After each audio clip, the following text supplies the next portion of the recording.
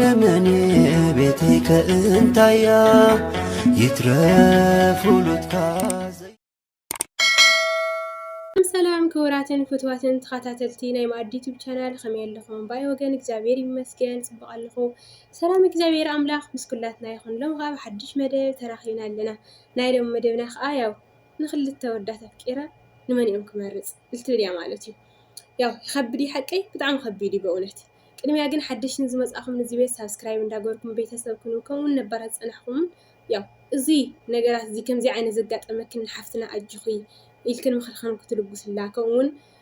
ዘይሓለፍናዮ እንዳሃለና እውን ካብ ኣሕዋትና ከምዚ ዓይነት ዘጋጥም ዘሎ ንሕናም ክንዘሎ ማለት እዩ። ንሕናም ካብ ኣሕዋትና ንምሃረሉ ኩሉ ግዜ ይብል ካብ ሰባት ንምሃር ማለት እዩ እና ከመይ ምዃነ ከዓ ክንመፀ ኢና ማለት እዩ። እዚ ሓፍትና እዚኣ ብዙሕ ዕሊልና ኢና በእውነት ብፅሑፉም ዝፅሓፍም ኣይኮነን እዩ ብዙሕ ኢና ዕሊልና ብፅሑፍ ሰመይ ጌራ ፅሕፍዋ ያው ንዕልል እስኪ ኦኬ ለዕሊልና ማለት እዩ ብዙሕ ዕሊልና ያው ኣነ ከዓ ማለት ኣብቲ ጫማ ኣትየ ተልኾነ ፍትነታት ህይወት ኣትየ ተልኾንሲ ታይ ዓይነት ሞልኩ ንሕና ኣብቲ ጫማ ሰዓትና ሲ ታይ ዓይነት መልሲ መመለስና እውነት ለመናገር ይኸብድ እዩ። ታይ ከም ልምና ይፈልጥን እየ ግን ማዕድስ ታይ ምበልኪ ልብል ከም ኣነ ማለት እዩ ሓሳብ ክህብኩም ክርየ ማለት እዩ። ካብኡ ከዓ እስኻትኩም ከዓ ሓሳብኩም ሂብኩም ኣጅኹም ወልዋ ከመይ ጌራ ናፍቲ ህይወት ከም ለኣተየት ግን ንእሽተን ቅንጭፍ ክነብል እሞ ካብኡ ንሕና ከዓ ከመይ ከም ንኸዶ ንእሽተን ክብል ማለት እዩ። ቅድሚያ ዝሓፍትና እዚኣ ኣውዚ እንዳሃለየት ያው ዓርኪ ከም ዝነበራ ማለት እዩ ፍቕራዊ ህይወት ጀሚራ ማለት እዩ። ፍቕራዊ እዚ ህይወት ምስ ጀመረት ያው ስለ ቃል ቀሬታ ማለት እዩ ርክብ ከም ዝጀመሩ ወይም ርክብ ከም ዝፈጸሙ ማለት እዩ። ካብኡ ብዙሕ ዓመት ይገለ ዓመት 6 ወርሒ ለኣክል ከም ዝኸዱ ማለት እዩ። ዓመት 6 ወርሒ ለኣክል ጉዕዞ ከም ዝኸዱ ማለት እዩ። ብድሕሪኡ ያው ሕፅር ከብሎ እትወድሱ ከም ለተተሓዘ ማለት እዩ። ቅድሚኡ ግን ጽቡቕ ሕማቒ ክትሐልፍ ትኽእል ኢኻ ኣብቲ ደለኻዮ ያው ከከም ኩነታቱ መቸስና ስደት ነገር ፍሉጥ ኢና ከከም ኩነታቱ ግን ጽቡቕ ሕማቒ ሓበርካ ትሐልፍ ኢኻ ማለት እዩ። ካብዚ ምስ ተተሓዘ ያው ግዜታት ክህሊ ይኽእል እዩ ማለት ምስ ተተሓዘስ ከምቲ ናይ ወትራ ለይክትዕልል ትኽእል ኢኻ ንምንታይ ኣብቱ ኣትዩስ ኣብቲ እስር ቤት ኣትዩስ ስልክ ለይክርከብ ይኽእል ብዙሕ ከም ድላይቲ ነፃነት ስለለዮ እስር ቤት እዩ ማለት እዩ። እስር ቤት እዩ። ካብኡ ዝሓፍትና እዚኣ በብመዓልቲ እኳ ተለይደወለላ በብሰዓቱ ወይም ኣብቱ ዝረኸቦ ግዜ ግን ይደዋወሉ ከም ዝነበሩ ማለት እዩ። ካብኡ ንሱ እዙ ፍቕረኛ ኣንሱ ዓመት ይገለ ከዓ ኣብቲ እስር ቤት ከም ዝተኣሰረ ሕሰብዎ ብዳርጋ 2 ዓመት ይገለ ይኾን ማለት እዩ። ያው ሕሰብዎ ኣብቲ ውሽጢ 2 ዓመት ከዓ ታይ ከም ዝፍጠር ማለት እዩ። እዚ ሓፍትና እዚኣ ግዜ ልሂባ ምስ ሰኣነት ያው እትዕልል ነበረት ምስቱ ፍቕረኛ እትዕልል ነበረት ግዜ ምስ ሰኣነት ታይ ከም ዝፍጠር ከዓ እንዳሓሰብኩም ማለት መቸስ 2 ወዳት ስለዝኾኑ ማለት እዩ እና ብድሕሪኡ ከምዚ ብመሰንጀር ድዩ ብፌስቡክ ድዩ መቸስ ሃይ በሃለ ይሰኣኒ እና ሃይ ልበልኻሲ ሃይ ተልኻዮ ሃይ እዩ ኣይ ብለይ ቋርፂ ማለት እዩ እና እሳ ከዓ ብኸምኡ ትፀሓሓፍ ማለት እዩ።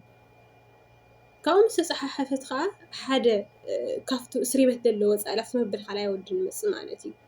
ሙሱ ተፀሓሒፋ ያው ብዙሕ ነገር ትሐልፍ ኢኻ ብዙሕ ነገር ትዕልል ኢኻ መቸስ ንሕና ገደብ ልስምዒትና ገደብ ተለይገርናሉ ልመፀና ነገር ስቑልና ኣሜን ኢልና ንቕበል ተኾይና ኣብ ህይወትና ብዙሕ ነገር ይፍጠር ማለት እዩ። እዚ ሓፍትና እዚኣ ከዓ ያው ከም ኣሕዋት መሲሎም ድዩ ከምኡ መሲሎም ድዩ መቸስ ፍቕሪ ምልምማድ ከም ልበሃል ከዓ ሓቂ እዩና እሳ ከዓ ብኸምኡ ብልምምድ ከምኡ ላለት ምስኡ ከዓ ያው ተጀሚሩ ማለት እዩ። እዚ እንታይ እዩ እዚ ፍቕራዊ ህይወት ማለት እዩ ትጅምር ማለት እዩ። ካብዚ ፍቕራዊ ህይወት እዚ ምስ ጀመረ ዝሓፍትና እዚኣ እታ ዓዲ እዚ እስር ቤት ለለኽ ኣላ ዓዲ ይኸድ ማለት እዩ። መቸስ ኣብዚ ውሽጢ ዓመት ገለ ኢለሎ ማለት እዩ። ካብኡ ዓዲ ይኸድ ኢኻ ካብኡ ዓዲ ምስ ኸደ ከዓ ያው እዚ ከዓ ምዚ ፍቕሪ እኒእዋ ማለት እዩ ወይም እቲ ሪሌሽንሺፕ ዝጀመረቶ እቲ ፍቕራዊ ህይወት ዝጀመረቶ ምስኡ ማለት እዩ ምዚ ከዓ ይፋቐሩ ማለት እዩ። ሕሰብዎ ማለት እዩ እሱ ከዓ እንታይ ይብላ ማለት ዓዲ ለለ ከዓ እንታይ ይብላ ማለት ብዙሕም ምስ ትደዋወልዎ ዝነበረት ትቕንስ እሳ ማለት እዩ። ምክንያቱ እዚ እንታይ ልህባ ኣሎ ግዜ ልህባ ኣሎ በብሰዓቱ ላይ ምድዋል ካፍቲ ተመፅኡ ግዜ ልህባ ውዚ እኒኦ ሰዓት ልህባ ውዚ እኒኦ ብዙሕ ነገራት ኣሎ ማለት እዩ። ፍቲ ውሽጢ እሱ ያው ትፈልጥዎ ኣለኹም ማለት እዩ እቲ እስርየት ነረላ ዓዲ ምስ ኸደ ከዓ ያው ንዒ ይብላ ማለት እዩ ንዒ ዶ ዓድና ነመን ዓድና ማለት እዩ ድሕሪ ፍቕሪ ጀሚርካ ድሕሪ ርክብ ጀሚርካ ሲ ከመይ እዩ ከዚ እዚ ሓደ ወዲ ዘውዚነን ኢኸ ሓድገለ ምስኡ ከዓ ይፈትዎ እየ ምዝ ኢለለ ምዝ ዓድለለ ከዓ ምስኡ ከዓ ይኸድ ከዓ እዚ ይፈትዎ እየ ተውለለ ሓድገ ከዓ ልኡም ከይጉዳእ ፈሪሐ እቲ ስምዒት ለለኒ ግን ምስ ዘውዚ ለለ እዩ ይህን ይሄዝ ማለት ይርዳኩም ለኾን ተስፋ ይገብርኝ መቸስ ፍቕር ለለዋ ምስ መን እዩ ምስ ዘውዚ ለለ ማለት እዩ እቱ ናቀደማያ ዝነበረ ግን ተዓድን እዮ ማለት እዩ ያው ከዓ ምስ ብዙሕ ስለለይ ትኾን መቸስ ዓይነ ዘዋር ደኽንብሎ ዓይነ ዘዋር ክንብሎ እንግዲህ ምስ ዓሊልና ስለለኾንና ስለ ኣዘራርባይ ንዓኻትም ከም ድርድአኩም ዓይነ ዘዋር ንብለና ከዓ እዚ እዩ ማለት እዩ ዓይነ ዘዋር በቃ እንድሕር ንሕና ተለገቲእናዮ ናታትና ለለና ልስምዕና ነገር ርሲና ብስምዒት ብሕልና ልመርሐና ወይ ልበለና እንድሕር ንምራሕ ኮይና ኣዝዩ ሃሳይ ኢልኾን ማለት እዩ እዚ ሓፍትና እዚኣ ያውልቲሊ ፈትዎ እየ ህዝ ለማንኦም ከም ልመረጽ የተሸጊረ ያ ትብላ ማለት ልቲ ከይሓድገውን ያው ስለ ልፈትዎ ልቲ ከይሓድገውን ከይጉዳእ ፈሪሐ ወይም በቃ እንታይ ክኢ ክትብል ነው እዚ ኢላትኒ ማለት እንታይ እትም እስኪ ታይ ትብሉ ዋስኻቱን ከውዚ ከም በተለይ ከምዚ ዓይነት ንሽተን ሰኣን ምፍላጥና ይኹን ብለይ ምፍላጥና ይኹን ብምትላል ይኹን ለሓለፍኩም ወተለኹም እስኪ ንቕሽተን ቅንጭፍ ከቢልኩም ንገርዋ ማለት እዩ እስኪ ገለወልዋ ኣነ ሲ በቃ ክብላ ልግበአን ነው እዚ ክብርቲ ሓፍተይ ኣነ ውዚ ክብለክል ደሊ ከም ትልዕልና እየኳ ዒልና እኔና ግን ንሕዋትናም ክጠቅም ልኽእል ማለት እዩ መጀመርያ ላይ ማለት ሕልናኻ ከተዳምፀኒ እየካ ማለት እዩ ብርግጥ ከምቱ እግዚአብሔር አምላክ ዝኣዘዘና ብለይ ቃል ኪዳን ልግበር ኩሉ ነገር ዝሙት ከም ልብለና መጠን ንሕና ኣነ ከዓ ብኸምኡ እሽት ክኸዶ ማለት እዩ ብኸምኡ እየ ኸይደ እዩ ምክንያቱ እሺ ምስቲውን ፍቕርኒ እየክ ለማንኦም ከም ትመርጽ ከዓ ተሸጊርኪ እንታይ እኒ ህዚ ቀዳማይ ነገር ጸሎት ግበር ማለት እዩ ኣነ ሃማ እየልያቅ ጸሎት ግበሪ ካልኣይ ነገርም ማለት ብዓይኒ ክርስቲያናዊ ዓይኒ ክትሪኦ ከለኻ ዝሙት ክስካብ ዝኾነ ድረስ እቲ ምንም ልገበርዎ ነገር የለይ ማለት እቲኣቶም ርክብ እዮም ፈፂሞም እቲ እሺ ምስኡ ርክብ የብላይ ማለት እዩ ብቻ ብስልኪኦም ልዕል እምበይ ርክብ የብላይ ቢያንስ ል6 ወርሒ ልኣክል ምክንያቱ ኣብቲ ዓመት ገለ ተቐሚጥዎ ለሃለየ ዓመት እሺ ል6 ወርሒ ልኣክል ከዓ ያው ሙስቲ ከዓ ብዓዲ ተውግዕላ እያ ማለት እዩ እዚ ለማንኦም ከም ትመርጽ ከዓ ተሸጊራን እያ ማለትም ወላ ዳርክብ ፈፂምካ ማለት ሲ ሓዳር ጌርካ ማለት ኣይኮነን ናይ ሓዳር መለክዒ ወይም ናይ ቀጻሊ ህይወትካ መለክዕ ሲ ከም ኣነ ማለት እዩ መቸስ ርክብ ለይኣምን እያመ ማለት እዩ ርክብ ለይኣምን ማለት ሲ ምስቱ ሰብሱ ሲ ንቐጻሊ ህይወትካ ሲ እዙ ባህሪኻስ ክጋጣጠምኒ ወይ ለይሓስብ ማለት ስለዚ ኣነ ውሽጢ ኸዳምፅ እዮም ማለት ውሽጢ ኸዳምፅ እዮም ለማንኦም ከም ትመርጻ ነው እዚ ናይ ባዕልኺ ግሊ ሓሳብ ስለለኾነ ወይም ናይ ግሊ ውሳነ ስለለኾነ ኣብዚ ገለገለ ክብለከ ይኽእልኒ እየ እንታይ ዳ ናይ ባዕልኺ ውሽጢ ክልብለኪ ቀዳማይ ነገር ጸሎት ጌርካ ምክንያቱ ጸሎት ትገብር ተለኻስ እግዚኣብሔር ሓደ ግዜ ልብኻ ምሕሹኽ ይብለካ እዩ ማለት እዩ ጸሎት ትገብርኒ ካብኡም ልብኻ ክትዳምፅኒ ከብሕልፍህም ደቂ ኣንስትዮ ማለት እዩ እና ልብና ሲ እግዚአብሔር ኣምላኽ ሲ ለቕመጠልና እኒአ ከም ደቂ ኣንስትዮ መጠን ስለሃበና ጊፍት ልብና ናይ ምድማፅ ወይም ልብና እንትን ናይ ምባል ሲ ኣርሒቕና ናይ ምሕሳብ ወይም ኣርሒቕና እንትን ናይ ምምልካት ሲ እግዚአብሔር ኣምላኽ ለሃበና ጊፍት ኣለና ማለት ስለዚ ንሕና ውሽጥና ነዳምፆ ውሽጥና ብደንብ ጌርና ተዳሚፅና ብደንብ ጌርና እንትን ተይልና እግዚአብሔር ኣምላኽ መልሲ ይበና እዩ ማለት እዩ ቀዳማይ ነገር ጸሎት ንግበር ማለት እዩ ማለት ሲ ልስጋው ነገር እዚኮ እግዚአብሔር ኣምላኽ ሲ ተኽኢልናስ ብክልተ ክንነብር እዩ እግዚአብሔር ኣምላኽ ፈቒድልና ወይ ብምንኩስና ወይ ከዓ ብቅዱስ ዝኾነ ጋብቻ ብቅዱስ ሓዳር ማለት ስለዚ ሓዳር ከዓ እግዚአብሔር ኣምላኽ ንዓይ ልኾን ኣዳም ፍጥረለይ ማለት ሲ ሓጢያት ይለ ሓስብ ኣነ ከማነ ማለት እዩ ስለምንታይ እዚ ኮል ቀጻሊ ህይወትካ ምሳይ ክነብር እዩ ል80 ዓመት ል70 ዓመት ኢልኻ እኮ ኢኻ ተኣትወለኻ ቀልድስ ይኾነ ላዘለልካ ተኣትወስ ይኾነ ንዊሕ ጉዕዞ ትኸደ ስለለኾነ ዘው ኢልካ ለኣትወስ ሲ ከምዚ ኢልካ ምልማንሲ ሓጢያት ይኾነ إحنا ما هيوتنا لمسألنا نجر بصولتنا خنحلفه نخيل أنا بخم زي الأمن مالتي بصولت حلفنا يو بصولت لا إجزابير أملاك تقاريبنا إنبي هو إجزابير أملاك اللي تيون كرحقلنا أنا وزي لول خوان نجر عنه مالتي لمنتاي أنا يسوي هيوت كتب على شيء من وركي مالتي تيم نهي وتبلا شيء مالت نهي مساعد لس نسباتي نصور لهم بنينا مالتي قلت حدا ودن كوت حديقنا يه نهي مساعد هيوتو نهي مساعد له وتعمينا نصور لنا مالتي سلازي إحنا إن أتوا نجار خمي مخانة وزين صحف ونيوا بخمي تاي كم لخانة لمن تاينا نجمر لنا لين حيزلكم كزار من كفتني مالتي كرمياجي لمن تاي مالسي نهي هيوت سب دحلي تقمنا خوينسي لمن تاينا قديمنا لهلنا ويو لي حسونا يلا خندي ما تشفتو ناي سب ጫማ ኮንካ ክትኣተልኻሲ ከምዚ ኢልካ ክትዛረብ ቀሊል እዩ ማለት እዩ ናይ ብሓቂ ቀሊል እዩ ዓብልካ ከይትዛረብ ኳሲ ትሰግእ ማለት ንምንታይ እቲ ሰብ ስምንታይ ኩነታት ኣሎ ኢልካ ማለት እዩ ስለዚ ንሕና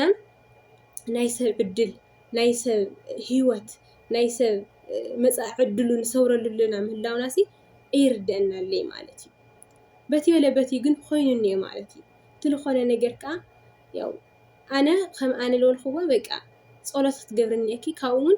لحد يوم قلت لب خدامي صحي لتو مزيك نبري لول خيسة نوع حصي نتيجن كتنقريني أكيد يا مالتي حقي مالتي حقي نجا نقول سموس أي تلفوني حق تخونس حقي مالتي سؤال كا ولا الخا مخادم تسوي سمو قد أي ترفي سؤال خا تزاري كم مو قد أي ترفي مالتي لما نيجي أنا منفتن خمسة عينت كفتر الخالسي بمنتهي مخنياتيو إلى الحسكون حدا 4 نقطات نيوانا لا أنكم لكم يه قدما ينجرسي إنه منتهي نجمرنا أزف أرزيسي متجس زي 5 تنفلت نيرنا كشكع خلت مفكار سكع إنه قدا سكع من تنولي مسحنا مالتي فقرش إنه منتهي نجمرنا لما قدما ينجرسي كفلت نيو مالتي لمنتاي زي فقر زي جمر اللخصي لمنتاي مات زي كيدو سي لا حداري لبس حقيدو لو خسي زججوت دي انا سي نحوس دلوت دي معناتهم زي فقر زي جمير يلهو خيد لا حدار تخوينو انا خاسي نعوس دلوت دي بمنتاي دلوتي منفساوي يخون منفساوي تخوين كاسي ያው ናይ ጽባሕ ኣደስ ለልኾን ከማለት ጽባሕ ሲ ኣደይኻ ቶም ደቅኻ ከዓ ብመንፈሳውነት ክትዕውዮም ትኾንካ ብመንፈሳዊ ሲ ዝግጅት ይውዲ ኣነ ካልኣይ ነገር ስደት ምስዳትና ለይተረፈና ካብ ዓዲ ምውፃእና ለይተረፈና ንዕኡሲ እዚ ናይ ስደት ዝወፃኽዎሲ ንዕኡስ ኣሸኒፈ ድየ ማለት እዞም ዓበይቲ ልባህሉ እኒኦ ማተርያላት ማለት እዩ ከምዚ ናይ ኣብ ሳይንስ እኳ ንመሃረም ነርና ማለት እዩና እንታይ ልባሃል 4 ዓበይቲ ነገራት ወይ 4 ነጥብታይ ነር ደቂ ረስዕየ ደቂ ባይ እና እዞም መጽለሊ ማይ ክዳን ምናምን ልብሉ ማለት እዩ ካብኣቶም ሓደ ከዓ መጽለሊ ማለት እዩ እዚ ናይ ስደት ግድና ንመጽለሊ እንትንበለና ይሓልወና ወይ ከምዚ ክልወና እንዮ ከምዚ ጌርክ እንተኣታ ኮንክል ኣለኹ ካልእ ከይትሕዝኦ ማለት እዩ እና እዞም ዓበይቲ ነገራት ዝኾኑ እዚኦም ኣይ ኣም ሸይ ማለት እዩ ወይ ከዓ ትልደልናዮሲ ብኢኮኖሚ ነገርሲ ንሕናሲ ትልለና ናይ ስደትና ነገርሲ ኣሸኒፍና ድና ንምንታይ ኢና ንጅምር ለና ዝፍቅር እዚ ጀሚርናሲ እዚ ነገራት እዚ ከይዱ እዚኦም መሰናኽል ክኾንና ስለዝኽእሉ ማለት እዩ ካብኡን ተዘጋጅየ ድየ ክንብል ከለና ብኣእምሮ ማለት እዩ ፍቅርሲ ካብቲ ለትለካ ማለት ንስኻ ሕጉስ ኮይንካሲ ንዑ ሓጎስ ተካፍሎ እዩ ንስኻ ንዑ ፈቲኻዮ ወይ ንባዕልኻ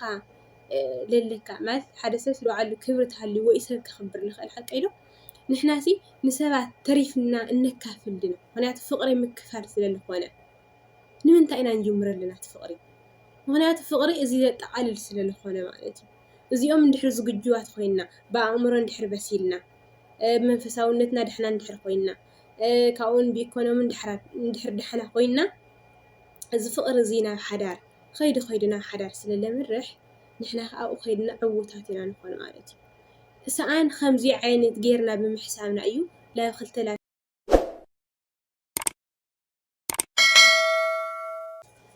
እምበኣይ ንምንታይ ንጅምር ከም ዘለና እንድሕር ፈሊጥና ኮይና ያው أفت فقر الساعتين تقدعتين خوني لي الحس مالتي مخنيات فقر مخنيات هوسل الخنا مخنيات هو خلخو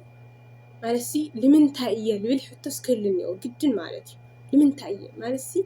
بسمعت لي خنا مخنيات سمعت تغوي نصح نقول قد الناس اللي خيل مالتي لا ولا يخونا نجر كأتوا الناس اللي خيل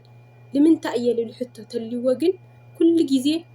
زوجاتنا نخون مالتي كل جزء لمن تاية لبل نتحمس إننا خوينو لخونا نجر ملسس كلونا أي مالتي اتملسس كلونا كلها أفتو هيدت وين لاخد كلها اللي خافتو فقر نص لاخد كلها اللي خا ያው لمنታይ ልል ሕቶ ስለ ልመጸ ዝኾነ ነገር ክመጽእ ከሎ ያው ንምብንጣስ እኳ ወይም እዙ ፍቅሪ ስል ጀመርካየ ነገር በቲኽካ ወይም ሓዲካየ ንኽተቋርጽ እኳሲ ኣይትግደዲ ማለት ንምንታይ ልብል ሕቶ ስለለለካ ማለት እዩ ንምንታይ ልብል ተልዩ ሓዳር ንምግባር ንምንታይ ልብል ትኾይኑ ናጋ ቀጻሊ ህይወት ጽቡቕ ንኽመስርት ማለት እዩ እዚ እንድሕር ሃልይዎ ድማ ግድን መስዋዕት ክህሊ ግድን እዩ ማለት እዩ እታ ካልአይቲ ደሞ ያው እንድሕር መስዋዕት ምህልያት ኮይኑ ፍቅር ንምንታይ እንድሕር ልዩ ኮይኑ ባህርያት ምፍላጥ ማለት እዩ ባህርያት ናይ ሰብ ማለት ሲ ከመይ ባህሪኡ ማለት እንድሕር ኣነ ቀጻሊ ህይወት ክነብር ኮይነ ወይም እሺ ኣነ ናብ ሓዳር እዚ ፍቅር ከይዱ እዚ ናብ ሓዳር ይቅጽል እስከ ባህርያት ከመይ እዩ ማለት ጽባሕ ንግሆሲ ክጎድአና ለይኽእል ጽባሕ ንግሆሲ ጽቡቕ ህይወት ክነብረና ለይኽእል ባህርያት ከመይ ምክንያቱ ሰብ ምስ ሰብ ለምብሮታ እዩ ባህሪኡ እዩ ማለት እዩ ስለዚ እንድሕር ባህሪኡ ለምብሮ ኮይንካ ግድና ሰብ ባህርያት ክትበጽዕ ግድን እዩ ማለት እዩ ወይም ክንፈልጦስ ግድን እዩ ምክንያቱ እዚ ሰብ ሱሲ ድሕረ ባይቱኡስ ከመይ ይመስል ባክግራውንድ ሲ እንታይ በቃ ኣብ ምንታይ ህይወት ኣሎ ብምን ይሰርሕ ድዩ ናጋ ከናብረኒ ይኽእል ድዩ ነማነየ ይሰርሕ ድዩ ናጋስ ከንብረኒ ይኽእል ዶ ከም ኣነ ማለት እዩ ከም ኣነ ስለርዮ ማለት እዩ ማለት ሲ ሓደ ሰብ ሲ ከም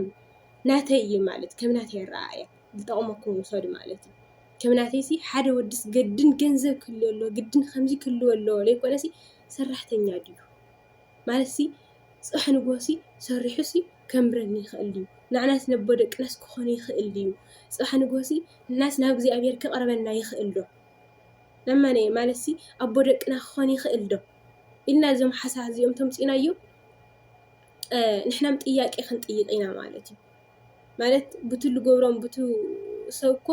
ግድን ውሽጢ ህይወት ኣትኻ ስለ ተግባራት ኢኻ ትርኢ ማለት እዩ ተግባራቱ ስለዚ እዚስ ከንብረኒ ይኽእል ዶ እምበር ድሕረ ባይታ ምጽናዕ ወይም ባህርያት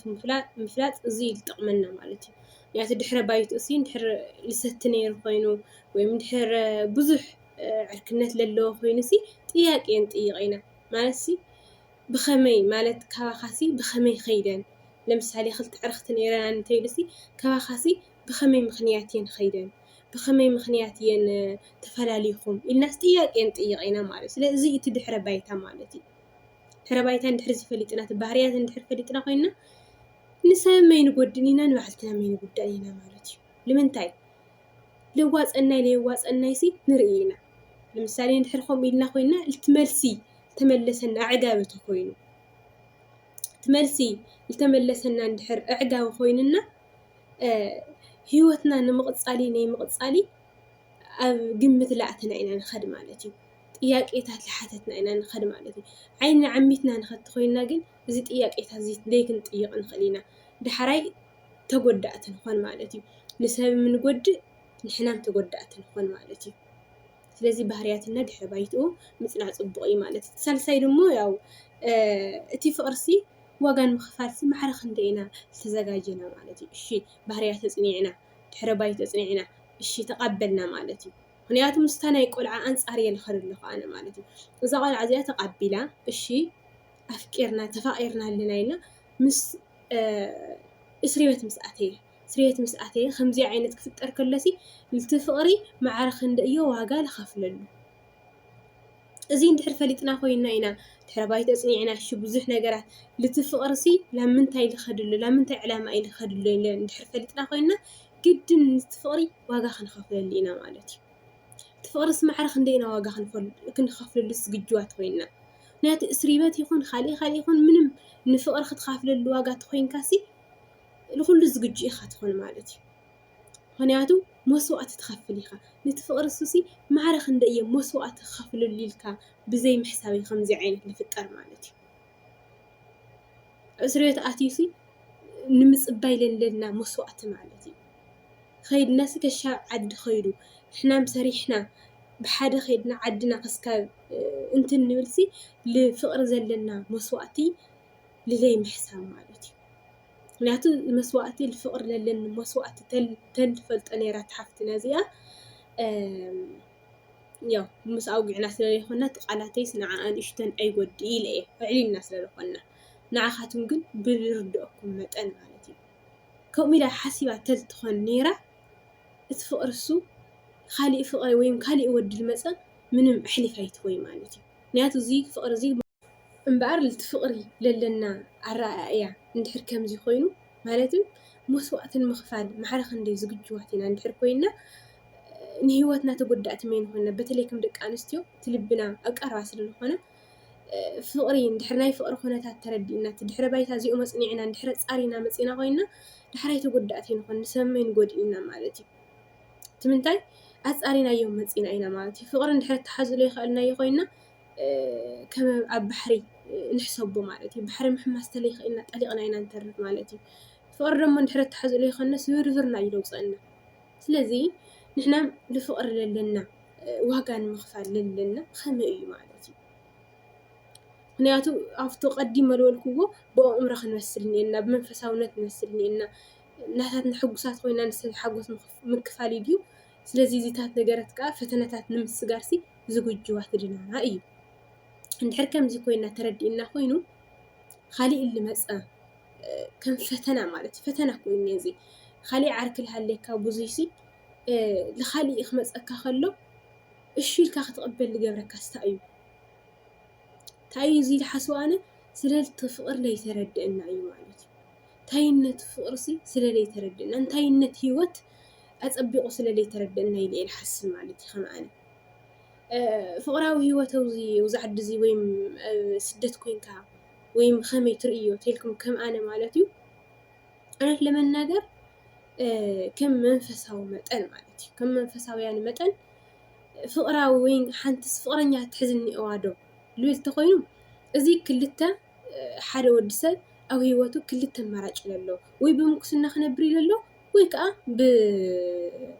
حدا كنبري للو سلازي كا حدا بنبر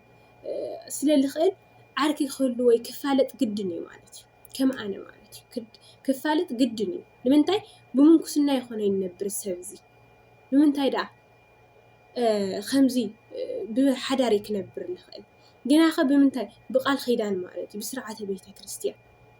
ندحر زي عقم لي بنا خمن فساويان متن مالتي ندحر زي عقم لي بنا خوينا جن إدنا أريمنا سقكن بنا خلينا عقم ندحر اللي لنا خوينو نحناس عناس نصح نجوا حدارك جبري يومو بق حد عين مسل كفالة إياه كبري عقيبة بسرعة بيت كريستيان تيلنا عقم تلينا خوينو زي كمان حتيات ميلا ما يحسونيه لمنتاي أنا بحداري النبر جناخا كفالة يمس حدا ودتي الناسي مفلات استقيني يوم حاتيات أنا حاتياتي ميلا ما يحسبني كم أنا مالتي بسرعة بيت كريستيان تتحس تخوي كعقم تليل كاجن إذ كم الرام صبغي كم منفساويان متن ولا أنت تليلنا عقم تليل ناجن إذن أريم ناس مالهم صبغي هنياتن حناسي أنا سوزع الدزيئة بسرعة بيت كريستيان عدي خير إلو مرعن يلتخوينا إدنا أريمنا عقم لينا خوينا هنياتو فقرة هيدنا ينينا يخبدي نشتي خبدي مسوات سلال خونا مالتي سلازين ندحر عقم لينا خوينا إدنا أريمنا سخننا خوينا ندحر عقم لينا خوينا زيك نواس أقول لنا خوينا قد حدا ودسل بمكسنا وين بمرعى سكاو نبدرس من اللي لا يصبوي جن بسرعته كله بأقوامنا بسرعة مالتي كله بأقوامنا بسرعة إننا نحنا كم زي عينة ندحر حديرنا خوينا دحراي لمسفتنا نمسعر زجاجاتنا مالتي قال يا أبونا يأكل دينا مالتي قال أبونا يأكل دينا كريئة إلى مسكدة لفتم أوالد زنبرا كريئة إلى مسكدة يا أو أنتن لجور ومالتي أو تهم ناي أنتن زنور لعمص وقويم أركس واي بالمالتي نحنا فقراوي هو توزيلها اللينا مسخالي ود كريئة إلنا خنخد كلنا طريقنا عينا نترف مالتي كريئة إلنا نخد نجار كل نجار مسوات يخفلنا حد جزية مالتي ምክንያቱ ብለይ ምስትውዓል ማለት ክሪኦ ኢልና ብምኻድ ኣብኡ ከዓ ጥሊቕና ይተርፍ ማለት ስለዚ ንሕና ገና ታለይ ክንጠንቀቐሉ ኣለና ሓደ ዓርክለና ዶ በቃ ኣኸለ ክፅሕፈና ከሎ በቃ እዚ ነገር እዚ ለምንታይ ኢልካ ምፅሓፍ ክመፅእ ኦኬ ብድሕሪኡ ምድዋል ክመፅእ ኦኬ ብድሕሪኡ 2 መዓልቲ 3 መዓልቲ ከምኡ ላልካ ምልምማድ ክመፅእ ስለዝኽእል ኣይ ከም ኣሕዋት ደሞ ንቐፅል ከምኡ ደሞ ንላለይ ደሞ ከምኡ ላል ክቕፅል ስለዝኽእል ገና እንዳሃለየ ምዕፃው ማለት እዩ ነገራት ገና እንዳሃለዩ ኣነስ ንዓይ ዝኾነ ኣዳም እኒአኒ እዩ እንድሕር ኢልና ኮይና በቃ ከዝልክዮ ኣለቀ ኢልና ንዓፂ ማለት እዩ ሃይ ልበለና ሃይ እንድሕር ኮይና ሰላም ልበለና ሰላም እንድሕር ኮይና እዚ ንዓና ሓደገኛ እዩ ማለት እዩ ንፍቅርና ሓደገኛ እትወልና ንህይወትና ሓደገኛ እትወልና ማለት እዩ ብሓንቲ ግዜ ብምፅሓፍ ማለት እዩ ስለዚ ገና እንዳሃለየ በቃ ማለት እቱ ናይ ልመፀና ፈተና ብምሕሳብ ማለት እዩ እዚ ከምዚ ተገይረሲ ታይ መፀኒ ፈተና ኢልና ብምሕሳብ ገና እንዳሃለየ በሪ ምዕፃው ማለት እዩ ከምኡ እንተገይርና ንህይወትና ፅቡቅ ትምሳና ዘሎ ፍቅረኛ ፅቡቅ ንባዓልትና እሙናት ንኾን ማለት እዩ እሙናት ንኾን ንህይወትና ፈተና ይኮነናን እዩ ከምዚ እንዳሃለየ እንድሕር ኮይኑ ግን ከቢድ ይልኾን ማለት እዩ ከቢድ እዩ በእውነት ክልተ ክስካብ ምፍቃር ዝበፅሐት ሓፍትና ብከምዚ ምክንያት እዩ ኢለ እየ ዝሓስብ ከም ኣነ ከምኡ ተረዳእኽዎ ማለት እዩ ስለዚ ትራብዓይም እንትን ማለት እዩ ስምዒትካ ዘይምግናሕ ማለት እዩ ወይም ማለት ስምዒት ትራብዓይ ድማ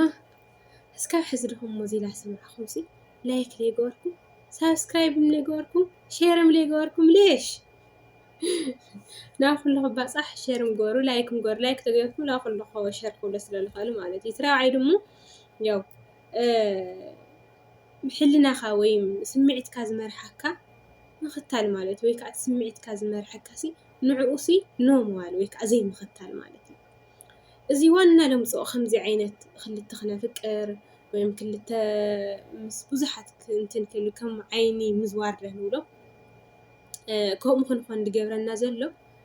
ሕልናና ስለንኽትል ወይ ከዓ ዙ ሕልናና ዘይኮነ ስምዒት ማለት እዩ ሕልናማ ብደንቢ ጌርካ ኣስተንቲንካ ኣውሪድካ ኣድይብካ ትገብሮ ትውስኖ እዩ ስምዒት ማለት ስምዒትና ንኽተለ ነገር ልበለና ንገብር ማለት እዩ እዚ ተኾይኑ መጥፎ ስለዝኾነ ወይ መጥፎ ስለዝኾነ ንህይወትና ምስቅልቅል ከውፀልና ስለዝኽእል ብዝተኻኣለና መጠን ስምዒትና ዝበለና ኣይንከተሎ ማለት እንታይ ደኣ ርግእ ኢልና ሓሲብና ንግበር ማለት እዩ እሺ ምስ ተቐዳማይ ርክብ ነይሩኒ ኦኬ ምስ ካልኣይም ከዚ ርከብ ልጅምር ለኽሎ ምንታይ እዩ ነማነ ከምኡ ኢልና ንሕናናስ ጥያቄ ንሃቦ ማለት ንምንታይ እዩ ወይም ዓይነ ዘዋር ዝኾነ ንድለስ ንምንታይ እዩ ምስ ሓደ ዕርፍ ለይብለኹስ ንምንታይ እዩ እንታይ ስለደለኹ እዩ እንታይ እዩ ድልየተይ ኢልና መስፈርታትና ኣቕምጥና ብሎም ማለት እዩ መስፈርታትና ብደንቢ ጌርና ፅፉፋት ጌርና ክንፈልጥ ኣለና ማለት እዩ መስፈርት ተለይብልና ኮይና ስምዒትና ናብ ልመርሕና ወይም ሲኢልና እንትናብልልና ኢና ንኸድ ማለት እዩ ስለዚ ስምዒትና ልመርሕና ነገር ኣይንግበር ማለት እዩ ስምዒትና ልበለና ነገር ወይም ግበር ልበለና ነገር ንዕኡ ኖ ንበሎ ማለት እዩ ኖ ነላምዶ ወይ ከዓ እምቢ ማለት ነላምዶ ማለት እዩ ንምንታይ ሓደ ዓርስኻ ምግዛእ ንመሃር ኣለና ወይም ዓርስኻ ምግዛእ ንጥር ኣለና ማለት እዩ ስምዒትና ልበለና ዘይኮነሲ ንሕና ስለዝኣዘዝናዮ ብቻ ክንገብር እኒአና ማለት እዩ ብቻ ስምዒትና ልደፍአና ዘይኮነሲ ንሕና ስለዝኣዘዝናዮ ብቻ ክንገብር እኒአና ማለት እዩ እምበኣር ናይ ሎማዓንቲ ሓፍትና ከዓ ብዝተኸኣለኩም መጠን ምኽርኩም ሃብዋ ማለት እዩ ኣነ ከዓ ተልተኸኣለኒ መጠን ከም ትለልኩም ከም ተሓሳባት ሼር ገረርኩም እኒኹ ከምኡ እየ ኢልያ ማለት እዩ ንሕና ግን ንሕዋትና ከምዚ ዓይነት ዘይጀመራ እንድሕር ሃልየን ንኽንጠቕመና ማለት እዩ ንኽጠቕመና ሰሳትና ክንመሃረሉ ኢለ የምፅእ ማለት እዩ ንሎሚ ዘነበረና ግን ዘይመስል ነይሩ ማለት እዩ እዚ ሓሳብ እዚ ጠቓሚ ኮይኑ ተረኺብኩምዎ ለኣሕዋትኩም ከምኡ ንኣዕርኽኩም ሸርበሎም ማለት እዩ እዚ ተጠቀምቲ ንክኾና ማለት እዩ ሰረፈ ግን ብካልእ ቪድዮ ክስካብ ንራኸብ ሰላም እግዚአብሔር ኣምላኽ ምስ ኩላትና ይኹን ፍትውቱ እየ ዘብለኩም ማለት እዩ ሰሰና እዩ